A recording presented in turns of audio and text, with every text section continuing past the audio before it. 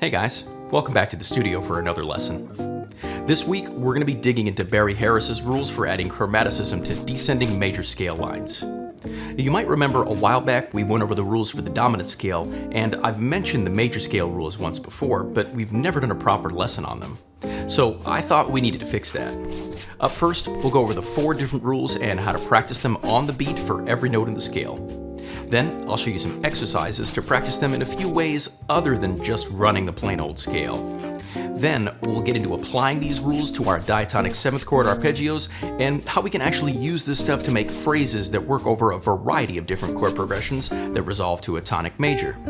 Finally, I'll show you an etude that I wrote using these ideas and a whole lot more over the chord changes to the tune Just Friends. You guys ready? Let's get started.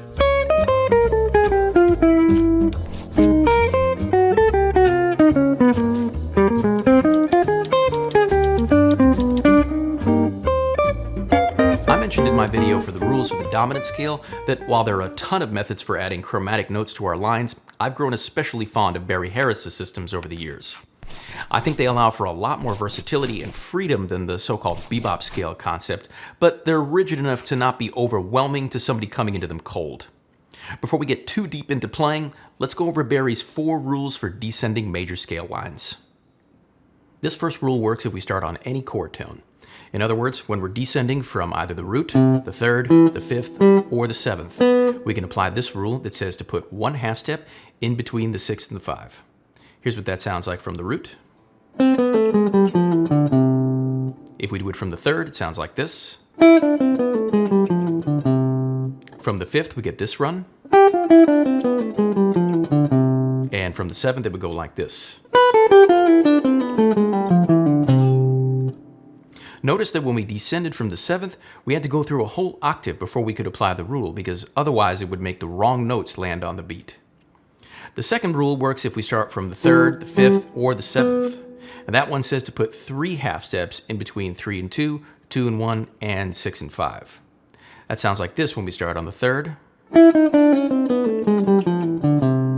From the 5th.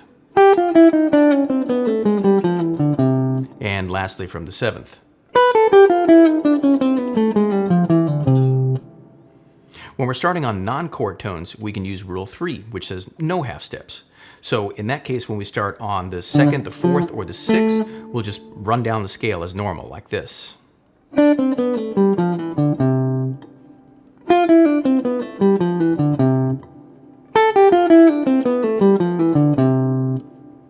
Alternatively, when we start on those same pitches, we can apply Rule 4, which has to put 2 half steps in between 2 and 1 and 6 and 5.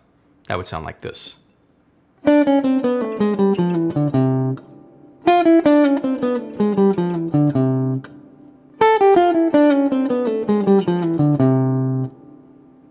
Remember, just like with the rules for the dominant scale, these only work when played on the beat. If we start on the upbeat, the opposite rule would apply in each case. Let's do an exercise where we go through the whole scale and use all these rules in order, playing each one twice as we go. Here's how that sounds.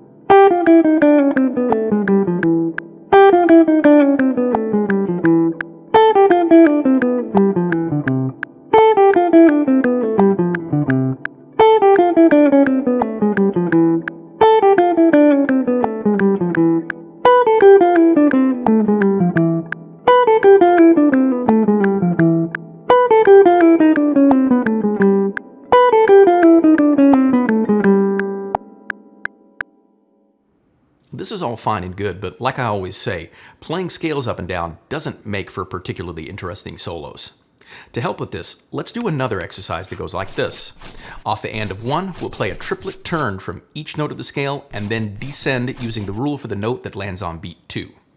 Even though we're still pretty much just running a scale, adding this little bit of interest is going to go a long way to making it sound more like the phrasing that we're after.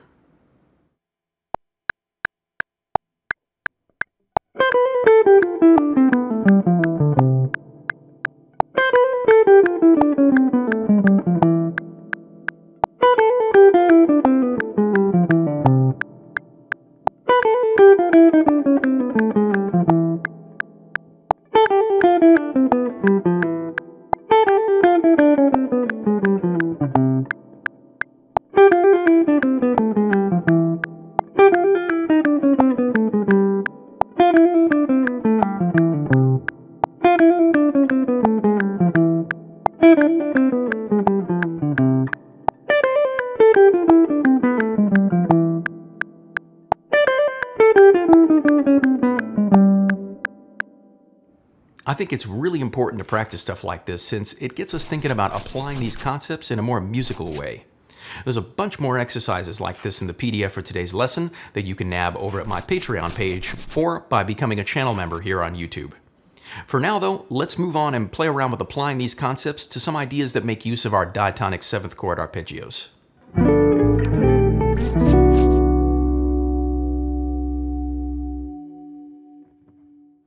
When I showed you guys how to do this stuff over the dominant scale, I explained that inside of every chord, we've actually got 4 different arpeggios that we can make.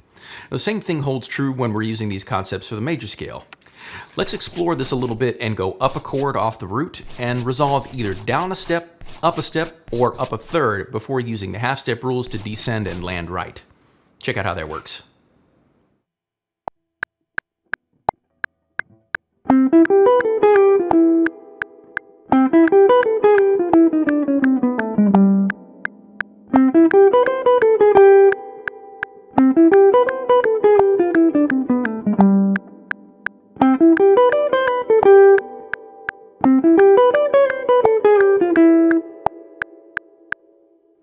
To really get the most out of this practice, we should do this from every note in the scale. That way, we'll have a lot more freedom when we're actually trying to put these ideas to use when improvising. In the PDF for today's lesson, I've notated this exercise all the way through the scale so you can practice at your own pace and really internalize it. To keep this video from getting super long though, let's just go through this exercise from the rest of the chord tones, and then I'll show you guys how to use these concepts to come up with some more organic sounding phrases.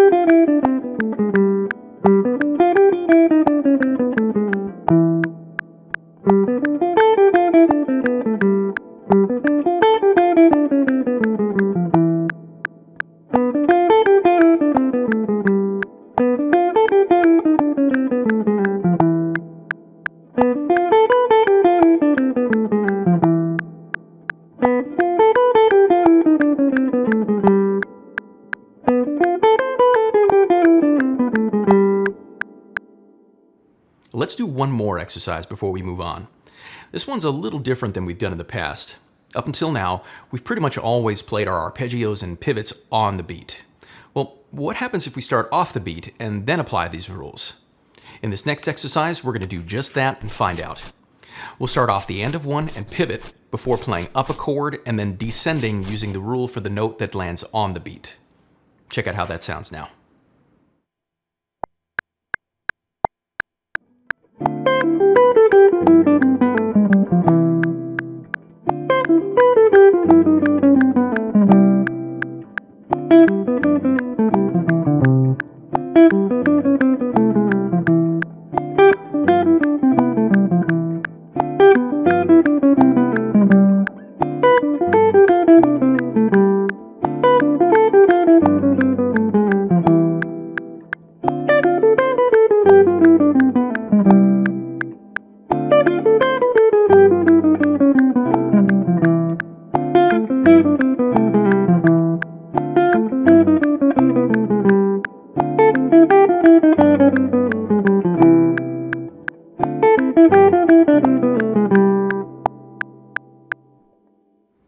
Personally, I think these sound really cool, but remember, they're just springboards to get your ears working and to get you thinking about different things you could play over chord changes than you might otherwise.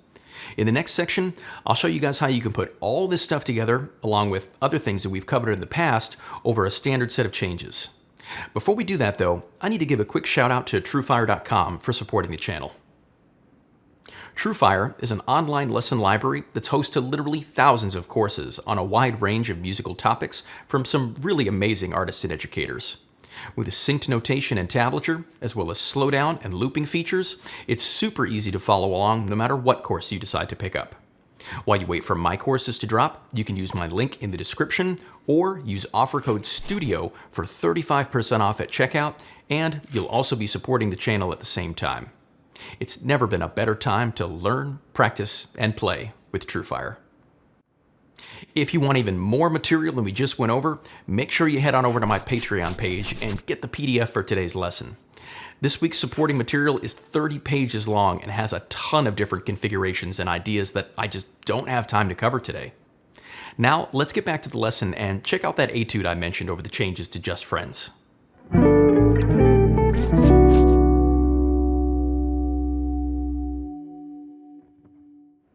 It's become a little bit of a studio tradition over the past year to wrap up a big lesson like this with some practical application.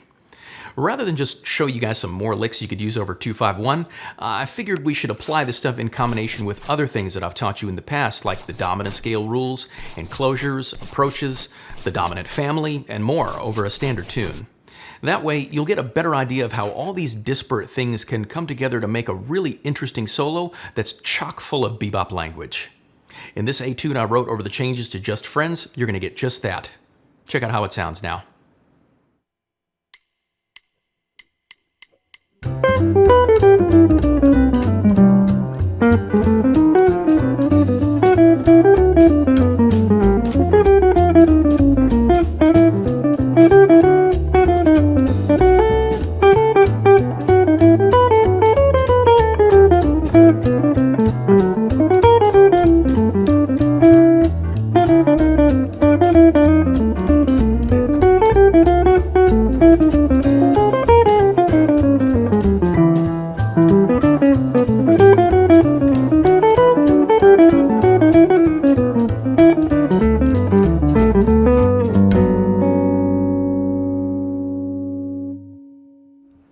Thanks for sticking around all the way to the end of this week's video. Let me know down in the comments what you guys thought of the lesson. I always love getting feedback from you guys on how you're using the material or what you're interested in learning next. As always, if you did find today's lesson helpful, make sure you give the video a like, subscribe to the channel if you haven't already, and hit that bell for notifications too. If you want to access the full 30-page PDF for today's lesson, you can grab that, along with the whole back catalog for all the videos on my channel for as little as $10 a month over at my Patreon page, or by just hitting that join button right here on YouTube. A special thanks goes out to Ron Maestas and Jean-Michel Roy for being studio fans. I really appreciate the support. An extra special thanks is due to these studio members for their support as well. PH, Josh, David Zuckerbraun, Patrick Caron, Max Irwin, Everton Armstrong, Stephen Schwartz, Aaron Walters, Stephen Prager, Louis Rosen, Artie Sanchez, Zé Soares, Michael LeBroy, Carl Jackson, David Wortman, Aldo Fonseca, Jesse Cable, Tyler Koserek, Ron Askew, Sergei Shlepakov, JCH, Milan de Kaiser, Justin Fisher, Terry Rosenberg, Tan Sang Ho, Apollos Jolivert, Salkai Zoltan, Stephen White, Jason Paul Dubois, Michael M., Rolly Zill, and Paul George. An extra special shout out to Jazz Luminaire patrons Bill Jacob and Vibhav Babadi. Thank you guys all so much for your continued support. I'm David Shore, and thanks again for hanging out with me at the studio today. I'll see you guys next time.